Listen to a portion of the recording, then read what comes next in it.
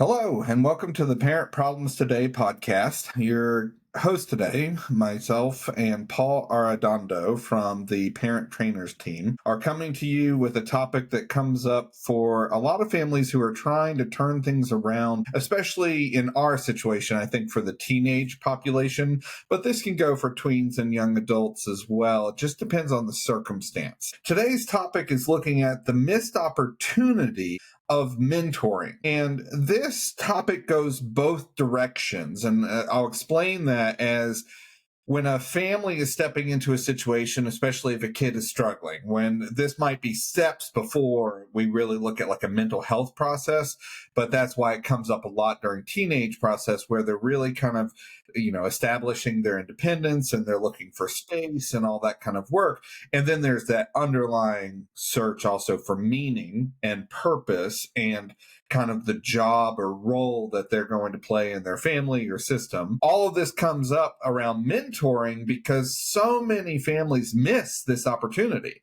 They just don't think about it. So today we want to talk through this subject and just kind of touch on the basics that we get into with families about recognizing this as a really amazing tool in both directions. So direction number one, let's just start there. Usually it comes up in conversation around like, okay, my kid's individuating and they're pulling away from me. So they're pulling away from mom, they're pulling away from dad, they're pulling away from everyone else in the family, usually during that time. And in that, the missed opportunity is this like, okay, well, if they're pulling away, that doesn't mean you've lost influence over where they step into as they step away from you.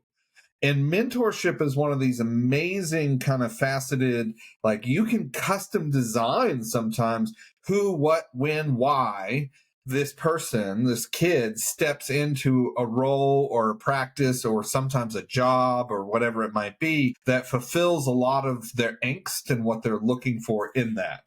So when we have a kid stepping away from the parents and the family system, and we look at this as an opportunity to set up mentoring for them, let's talk, Paul, like what are some of the first or initial ideas that come up in conversation around like, okay, what have you considered, family, about where they're going? What comes up for that? Well, I think a good point of consideration is evaluating the child's sense of belonging. How Mm-hmm. connected do they feel uh, outside of the family system, whether it's peer groups or what have you, because they might already have some things that are very functional for them. It's about building more or expanding upon them, whether it be like gaming or going to, I don't know, a local coffee shop. I mean, it could be anything, sports team and what have you, and being able to expand the responsible, healthy adult presence in their life can, I mean, what often it's referred to as is a protective factor, Mm-hmm. right? And so a healthy mentor is a protective factor, helping them develop skills, helping them to see things through the eyes of somebody who is mature, supporting the skills like discernment and so forth. So that is something to be reflective on. Like, what does my child need right now? Where are they maybe in their deficits? Maybe it is perspective. Maybe it is the development of empathy. Maybe it's something in terms of just healthy relationships and interpersonal skills. So who is this mentor? Because it can come from any which direction. It could be a music teacher, it could be an art teacher, it could be somebody who is a neighbor. It could be a parent of a friend of theirs. No stone left unturned is what we often say is, explore it through all facets because there are adults who want to connect with your child. There are young adults who could be wonderful influences for your son or daughter. So that's kind of what I would say. How would you add to that, Rob? Well, for me, very often the conversation begins with the family of me being the first person to ever say, well, where are they naturally being driven towards? Mhm. If they're stepping away from you and you're concerned because this idea of mentorship usually comes up because as well, they're not going to listen to me. So who would they listen to? Right. So there's the concern or the problem. And then I'm the first person to step in and say, well, okay, well, where are they going? Because they're going somewhere. They're naturally being drawn towards a group, a practice, whatever it might be. And that's the first starting point for me is like, okay, don't try to put them into something that they're not naturally drawn towards, because that's just setting up the table. It's like, well, they should do sports. And it's like, have they ever done sports? No, but I did when I was a kid. Okay, hold on, slow down. Your kid's not you, and we need to separate this out. So the real conversation for me always starts with, okay, where are they going?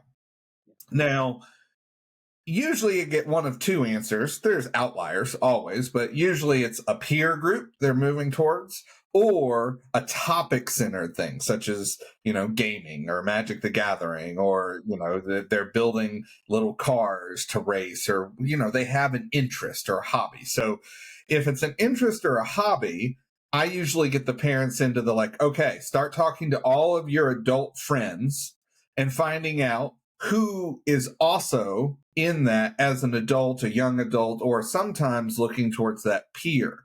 And I say that because I've had several situations where, the kid that they're concerned about is like 12 or 13. They're starting puberty, they're starting to individuate, all those normal things are happening. And I'll even say to the parent, it's like, okay, great. Within your friend group or family, like sometimes it's a cousin, but that cousin's 17, and they're like, well, he's 17. And it's like, yeah, but is he doing all right? He's doing all right. He does some stupid stuff, but is he headed in a direction that you're not that concerned about? Yeah, I guess so. I mean, he's okay. Great. Let's start there, right? It's like finding the family member, the connection, whatever it might be, that's tied already to the direction that your kid is moving is where I usually start that conversation. If it's a peer-oriented process that the kid's being drawn to, that's a little bit different because there's not a topic to latch onto, a hobby to really center on. So very often that conversation turns in, okay, who are those kids and what are they into? And is your kid participating or watching? So that's a very data-centered starting point, is figuring out what they might be drawn to in that circumstance. Now, sometimes that's dangerous. Absolutely. They're drawn into a crowd like this is the crowd at school that they're doing drugs every day. Yeah, okay. We need to be a little more proactive in this when, that's when we get into conversations about boundaries and the conversation about building rapport with a teenager and all that kind of stuff. But separate from that, looking back at our main topic today of mentorship, that is where I also get into like, okay, do you have a kid that used to be one of those kids and now they're 17, 18, 19 that you could start having them over for dinner, right? Like just inviting someone that's made it through the challenges that you're predicting for your kid that you can start bringing into your family dynamic in a normal way. You have to be really careful. Like, don't set it up like they're here to tell you how awful this is going to be. It's like, no, don't tell either one of them. Just bring them over and let them start building relationship naturally with each other to have those conversations. But yeah, that's where the conversation very often starts for me. What thoughts come up as I say all that? On target, not on target? What do you think? I think it's certainly on target because, and you mentioned this sort of in passing, but I think it's really important to take a step back for a moment and really reemphasize why mentorship is so valuable, especially to a preteen, teen, and young adult, is that your child is no longer listening to you. Your Yes. child is individuating. And in fact, it's actually so healthy that you give them an opportunity to learn from somebody else. So stop lecturing, stop trying to be the teacher, right? Actually transition towards curiosity. And that's some of what you also spoke to, Rob, is be curious about what they like, be curious about who they're hanging out with, be curious about where they're going. So if you lead with curiosity, you're going to be in such a better situation to be able to attune to your child, stay connected to your child. And I mean, maybe explore their common interests with them, but of course not side by side, but just familiarize yourself with what they're into so that you can have a conversation with them and stay connected with them while they're being mentored or being in their peer group and so forth. Yep. Yeah, and you're absolutely right. Like this is a two-part process.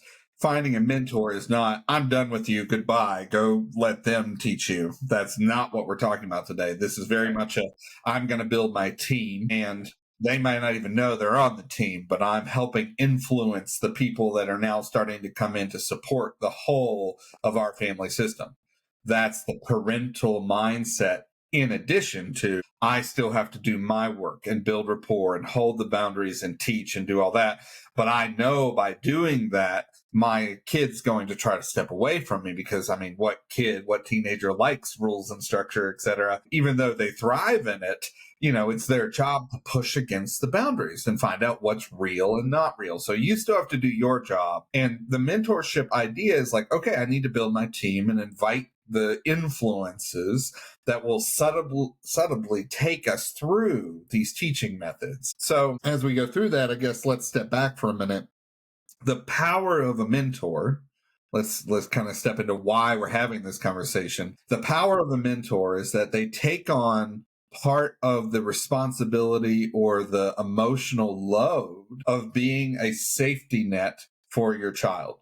This is someone that you're giving the responsibility to. And like I said, sometimes they don't even know you're doing it. You're just inviting them in because you know that they'll serve a role within your family and community and process, and you'd like your child to navigate towards them. It's one of the biggest ironies is that if you look at your kid and say, you need to listen to them, they're going to teach you so much.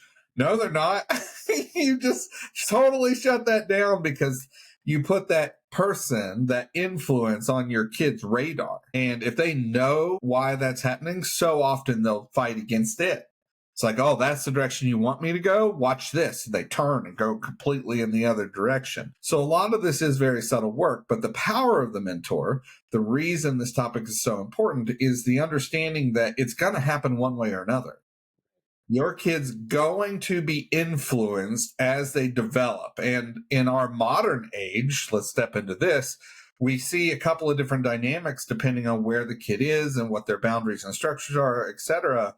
But we see them influenced, first of all, by their friends group at school. Second of all, by their friend group online. And this is gaming and message system, social media, whatever that might be. And then finally, a category I step into, which is a little, is big brain here, is looking at gang mentality. I'm not saying they're going to join a gang. What we're talking about is the psychology of gangs, which is really looking at the fact that there are groups that form in every community, school, etc., that have their own mission because they've been pushed out. So it's kind of an outlier system where it's like, okay, I need to protect myself maybe, or I need to feel a sense of power or control in my life or whatever it might be. And those people gather together. And not all, I mean, it doesn't have to be a gang that forms. It's just a group that has a purpose. And those groups hunt. They really do. They recruit and look for others like them that they can bring in together because there's safety in numbers. It's just kind of a natural human evolution, especially during that age of 13 to 18.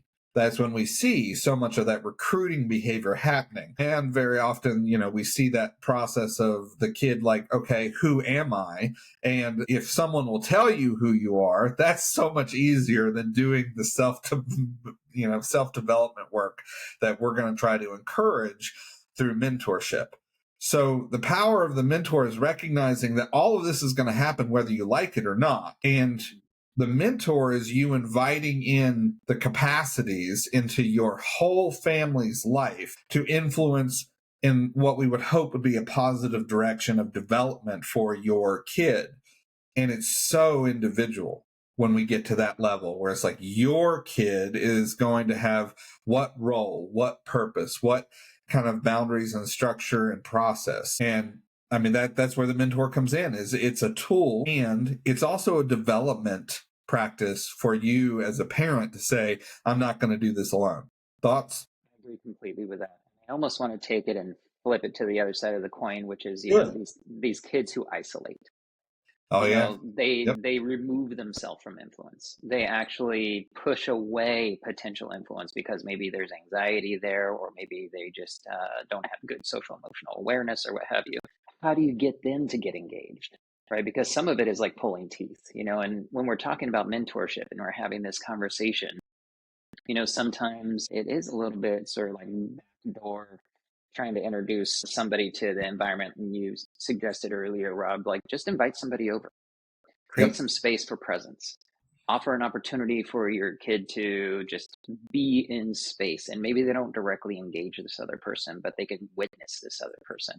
And it might take a little bit of time. It doesn't mean it doesn't work if your kid sits and stares at his food and eats through dinner and doesn't make any eye contact and doesn't say a single word, and then once the meal's done goes right back upstairs to their room. Okay, I mean, if that is actually the case, we're recognizing that it's going to take a little bit to unwind that, and it's Yeah. going to take some time and some intentionality to help your kid feel safe enough to engage. Help your kid feel like he or she or they have familiarity enough to engage, right? Because sometimes there's that resistance to newness that comes with especially the teen ages, that trying to get them out of their shell can feel like pulling teeth, quite honestly.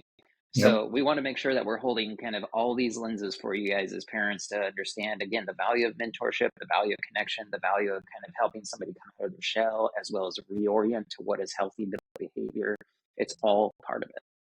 Yeah, it is. And the mentor is an amazing tool. And really, I guess to wrap up that kind of thought, the practice is simple. Recognize the direction your kid is growing or going, and start recognizing that you need to invite that world closer to you, Right. and start looking for adults, teens, whoever is there. And sometimes it's even about just doing research.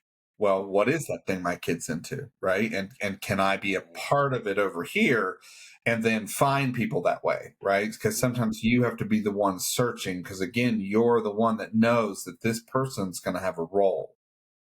So you're literally interviewing and finding the like, okay, you I can handle, and I kind of like 90% of everything you do. And I say that sometimes it's like the biggest roadblock to mentorship is the parent saying, you're about 75% what I'm doing, but that 25% is no. It's like, you have to stay open to the idea that you're not looking for perfect, you're looking for influence. And so that person that's like 75% there to what you think is a good life or a good direction or decision or step, they're great. Like 75% is a win. Especially if we're looking at like a 17-year-old, it's like, take that. So there, Certainly. to me, there's that like, okay, remain open to the influence you're trying to build rather than this idea of like, oh, I have to find the perfect match. All right. So using your words, let's flip this conversation, because like I said in the beginning of this, there are two directions of mentorship as a tool. We just talked about finding mentorship and influence in that process. But the missed opportunity of this subject goes a second direction, which is your kid becoming a mentor. Okay. So many parents are looking, saying, oh, they're struggling with this, or they're not listening to me anymore, or, et cetera. And they miss this chance of saying, like, well, if I gave them a job, if I gave them a role or a responsibility, that would reinforce the education of the decision making and the process and kind of their buy-in to something. Because who doesn't like a sense of power or a sense of being looked up to, or et cetera, especially those younger ages, so 11, 12, 13, 14. I think those kids respond remarkably well to some adult saying to them, hey, that kid over there, they're struggling, can you help them? And they're like, oh, yeah, you would trust me to help them? And you see the kind of spark or fire kind of come into them around, like, I'm going to show them how to get better at life, or, doing these things, or finding friends, or being liked, or whatever the issues are that you're kind of targeting here. And by being the teacher, they reinforce the practices that they think work or don't work. But then they also see the hard side, the responsibility of their suggestion being awful, and feeling the consequence of that, and hopefully being encouraged to continue because they learned from the mentorship practice of what they're doing. I'm going to pass that on, Paul. Like, thoughts that come up when we start talking to families about the, like, okay, your kid needs a role, and that role can be a mentor. Yeah. This is often really effective for those kids who have blinders on to the reality that they impact the world. Yes. They're that sort of like egocentric, selfish, like closed off kid that, yeah, they just struggle to see how they impact their family or they impact their neighborhood or school culture. And it might feel a little bit like there's a little twinge of like, oh God, do I want to, and there's still Yeah. value, as you said, Rob, in giving him an opportunity or her an opportunity to create that space for the struggle and the strain of actually showing up for somebody else, and experiencing the empathy and the compassion Yep. for showing up for somebody else, and developing maybe some patience and offering of grace for somebody who is maybe not as developmentally advanced as they are. Right. So there's so many lessons to it and there's so many opportunities there. And if you're feeling that little cringy side show up, I think that might be a cue to say, all right, so what do I feel okay with creating an opportunity for? Maybe it's, I mean, you suggested a cousin. Maybe there's a younger cousin in the family. Maybe Right. don't have it be a younger sibling. It needs to be outside of the family. Yeah. Have Typically, it yeah. be, yeah, have it be somebody that maybe they don't have as much history with, for the sake of building new relationship, for the sake of showing up differently than maybe they do in other arenas of life, because this is an opportunity for their growth. Yep. Absolutely. Now, let's talk a little bit about some of the dynamics we've seen unfold over the years as we've got families to this place. Sometimes the basic starting point is just going, as you're talking with other families at the school or church or social event or whatever it might be, just start asking the questions of like, hey, what do you think my kid's good at? And the reason I say that is because very often it catches the other person off guard because, well, your kid's great at this, this, and this. And then you can just quickly turn that around and say, great. Do you know any kids that might struggle with that they could kind of help? Right? That's it. That's, I mean, it's the most basic playground conversation that sets up the opportunity without much thought in that. Because then again, you get to that place of, well, they told me about this family might be a good fit for that. Great. I'm going to invite that family over for dinner and I'm going to let all the kids play and I'm going to watch that dynamic and start encouraging that very often just through play and interaction, whatever that might be. Because the irony is so much mentorship starts by just people like being in relationship with each other and building that like moment where that younger kid looks at the older kid and says, oh, you like to do that too? Can you show me? Can we do that together? Boom. They're there. Like, okay. They've moved into that position in the hierarchy system where that younger kid is naturally asking for mentorship. It's not this like overwhelming thing. Now, I'm going to use that kind of step into kind of the process of parents opening the conversation in both directions, because then you get into like, okay, the kids are doing this and that's great. My kid is mentoring this kid. And sometimes it's even going to organizations like Big Brothers, Big Sisters, where it's like, my kid's going to sign up for this. And that's part of just something we've decided as a family. On that note, make sure you're doing it too. This is a wonderful opportunity within family systems that if you're trying to get your kid to do something, you do it first, right? Like you're showing them this is a value we have within our family system to give back or mentor or do all these things. And very often the kids will develop a sense of wanting that because they see their parents doing it. That's a side note. But then we get into the like, okay, you're going to build this practice. Let's start building both directions. Your kid has another kid that they're doing something they enjoy together and they have that camaraderie together. And now let's build it out where it's like, and here's this organization that does this hobby that, that they're both into, building robots or mechanics or whatever. It doesn't even matter. I don't care what it is. And every parent needs to hear that. It doesn't matter what it is. It really doesn't. If they have this common interest, that's fuel to use to then drive towards this place where your kid is being mentored by this organization and the people working for it. And then your kid is mentoring their mentee. We're building a system here that starts to self-operate. So it's not this great burden on you to manage what's happening. It's just building these pieces of your lifestyle as a family. Thoughts on that? Love it. Yeah.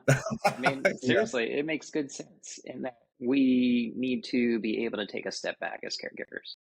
We need to feel like we can really hand over a process. And we talked about it briefly earlier, is like, yeah, to take a step back is actually healthy, especially for where they're at in the preteen, teen, young adult Yep. stages of life.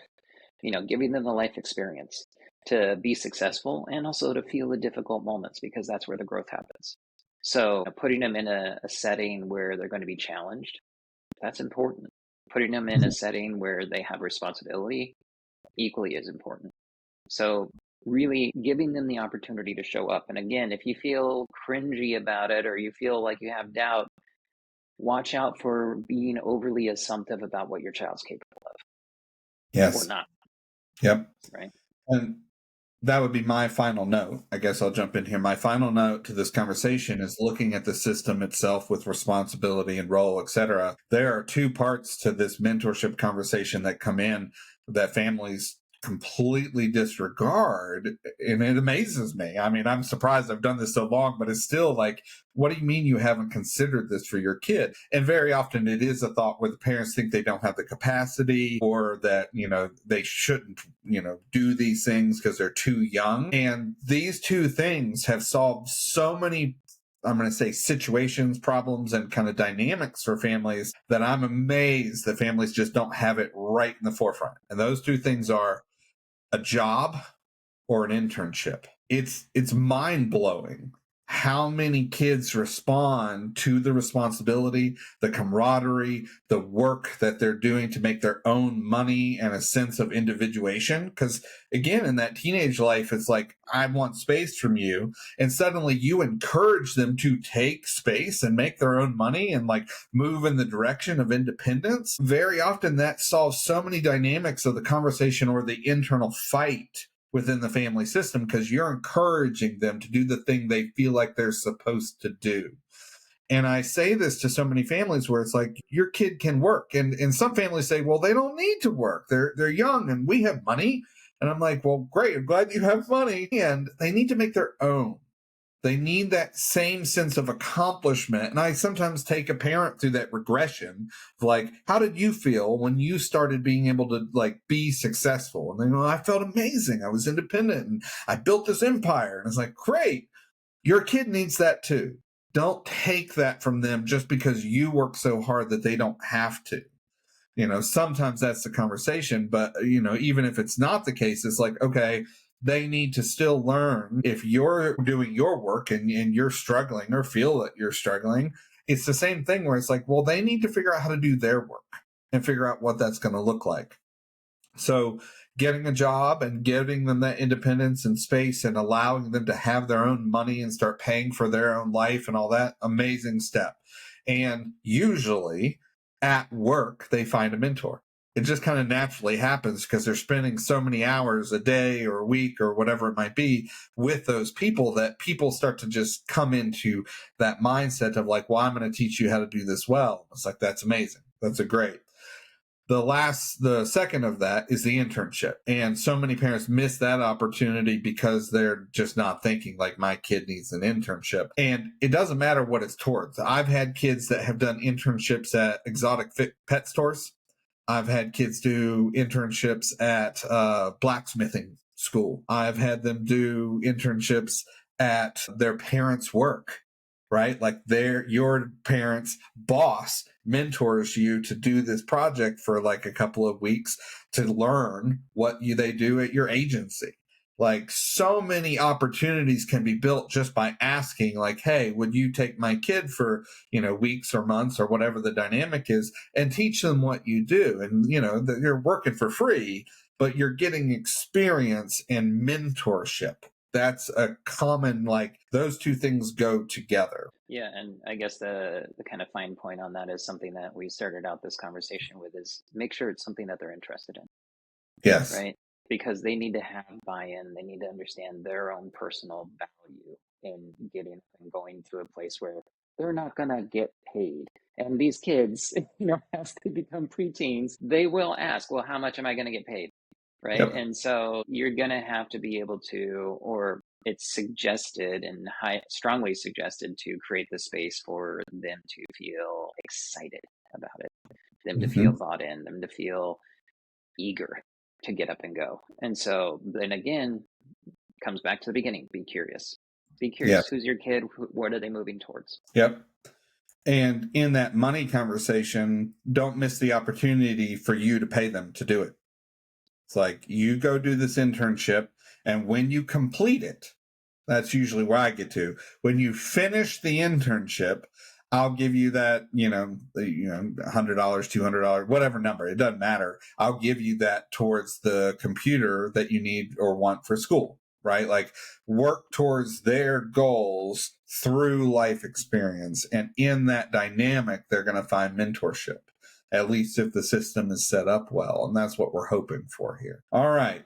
So, missed opportunities. And this conversation really does kind of go over into the conversation we've had before about like building your team. The mentor or the mentee, either direction that you go as parents, are important and really a valuable tool to you as a parent to consider bringing into the dynamic.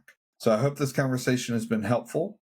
And come find us at parenttrainers.com, ask your questions, and get support from other families. And we look forward to seeing you next time.